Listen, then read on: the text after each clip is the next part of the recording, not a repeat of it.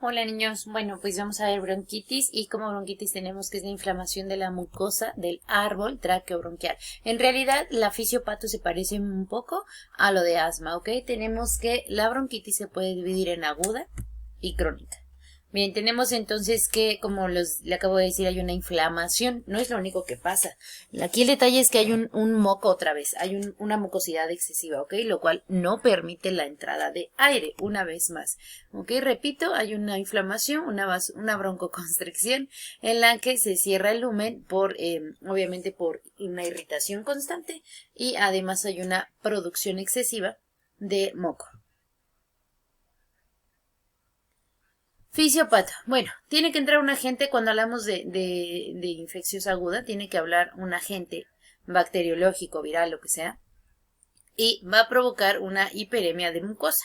Hiperemia es cuando hay un aumento perdón, un aumento de flujo sanguíneo y se puede rojito el tejido, ¿ok? Entonces, hay una hiperemia de mucosa, después el tejido va a estar dañado, va a empezar a hacer su desorden en el tejido y va a haber una descamación.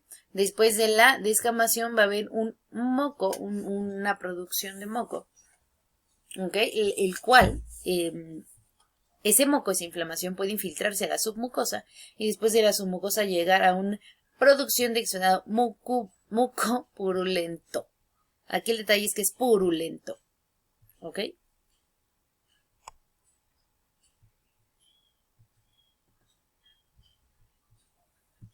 En realidad, niños, hay una aparente función protectora de cilios, ¿ok? Después de que cierre de que existe una función protectora de cilios, que son los que se supone que tienen que atraparlos, hay un acúmulo de los restos residuales porque fagocitosis se ha llevado a cabo. Recuerden que en muchos órganos tenemos macrófagos. Los macrófagos son las células grandes que se dedican a comer macrófagos, ¿ok? Y estos van a intentar destruir al agente infeccioso. Cuando eso suceda, recuerden que los virus no pueden vivir fuera de las células, tienen que meterse a una célula para poder hacer su función, para llevar una sobrevida. Entonces, estas células son comidas por los por los fagocitos, y después hay una acumulación de restos celulares, ¿ok? Precisamente porque se los están comiendo. Después, exudado mucopurulento. Cuando tenemos una bronquitis aguda, sucede cuando hay invierno, sobre todo.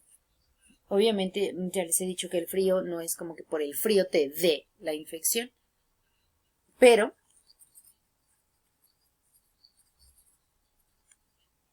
aparece tras un resfriado común, infección vírica.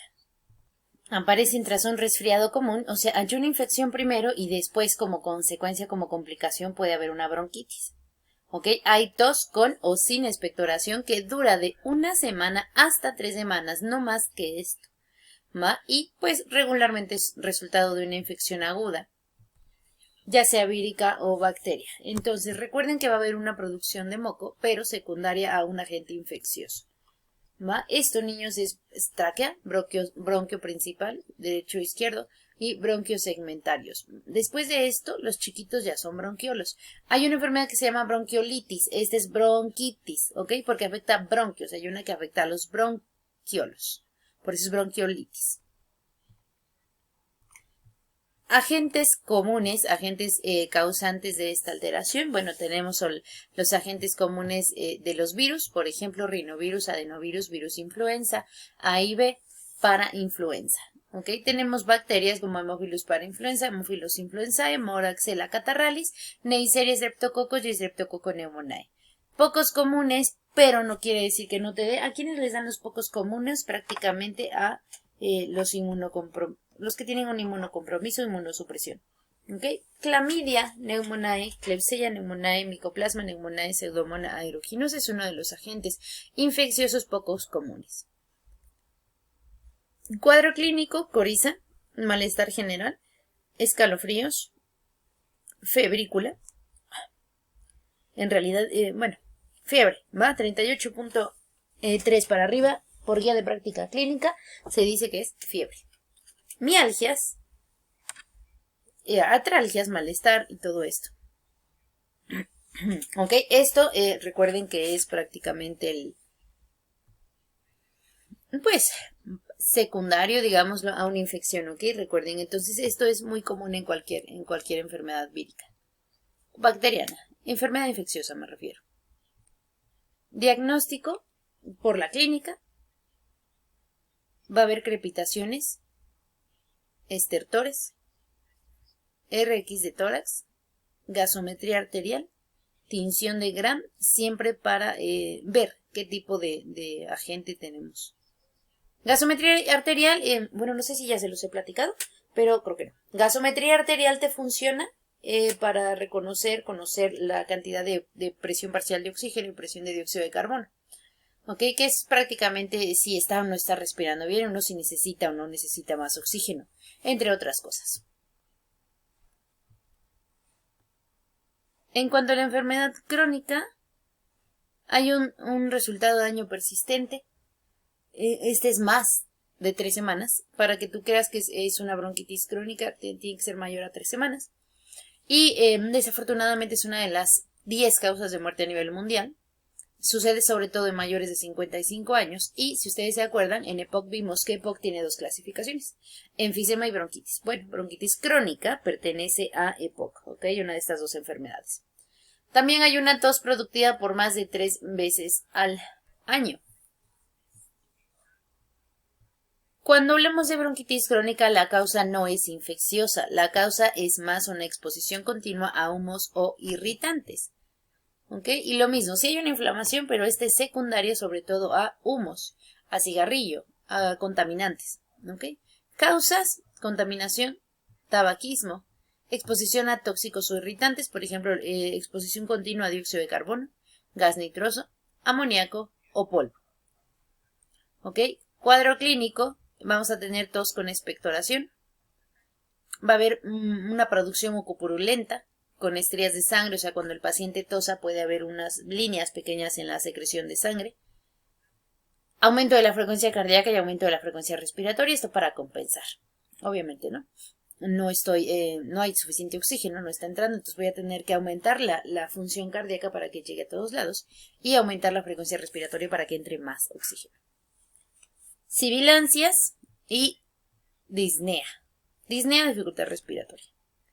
Diagnóstico: por su historia clínica vamos a hacer una investigación acerca de si fuma o no fuma nuestro paciente, o si ha estado expuesto al tabaco incluso sin que él fume. ¿Ok? Enfermedades respiratorias recurrentes. Y cuando hablamos de una enfermedad avanzada necesitamos sobre todo saber el diámetro antero-posterior del tórax.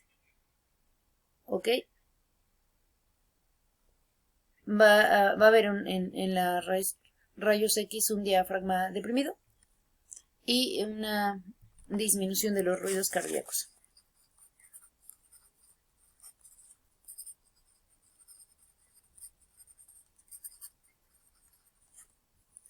¿Vale? El diagnóstico de obstrucción de la vía aérea va a ser por espirometría, como ya lo platicamos mucho en los temas anteriores. Radiografía de tórax, porque hay un atrapamiento de aire y una disminución de la trama vascular. Esto también ya se los expliqué. En la trama vascular es porque recuerden que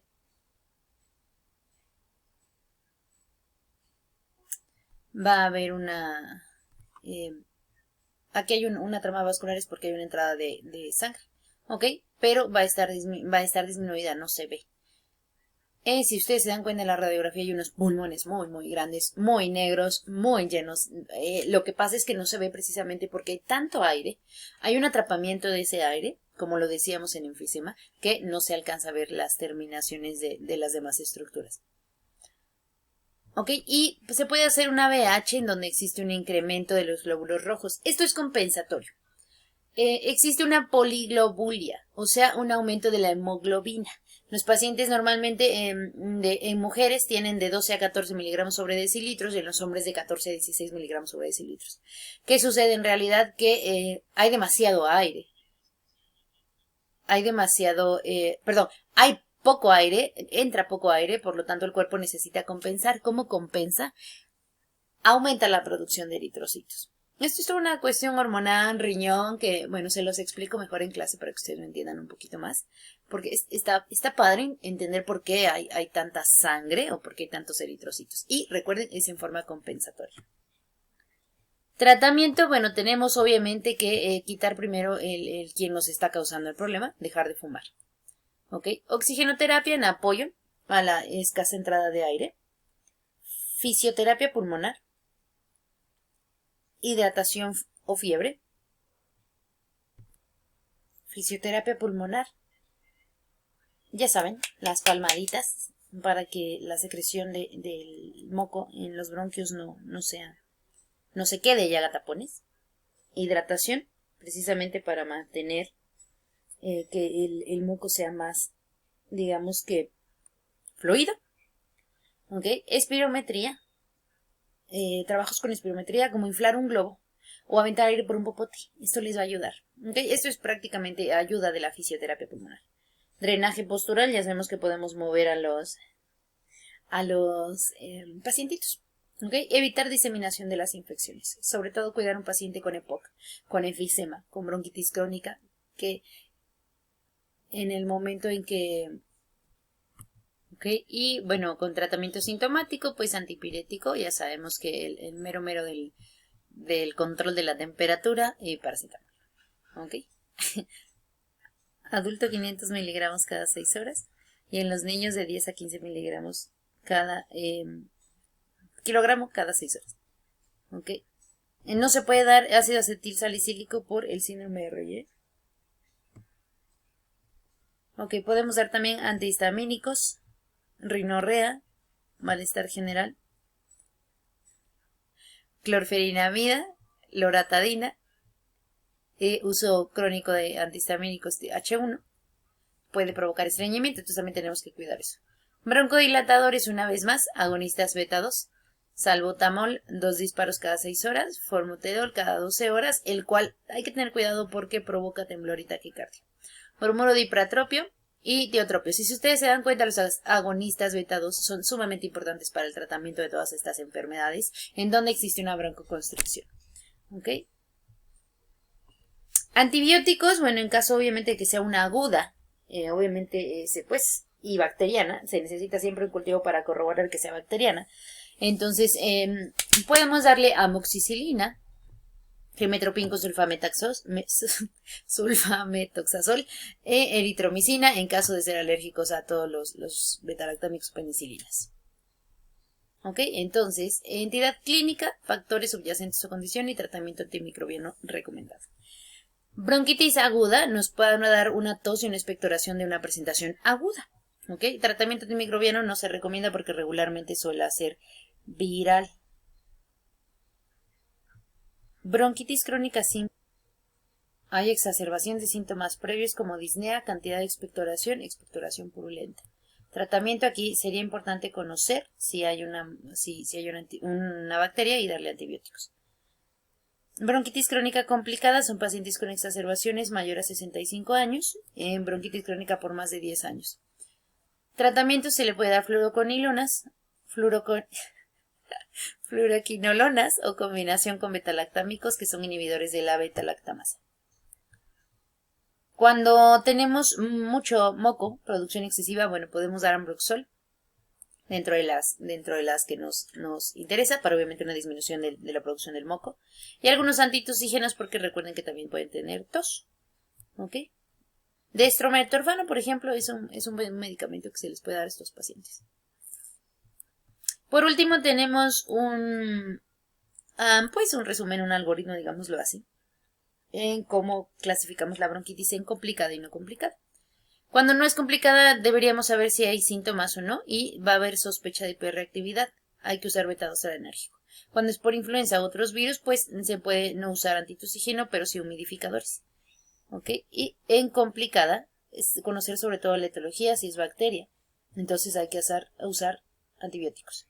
Y sospecha de resistencia, entonces nos pasamos a levo o moxifloxacino.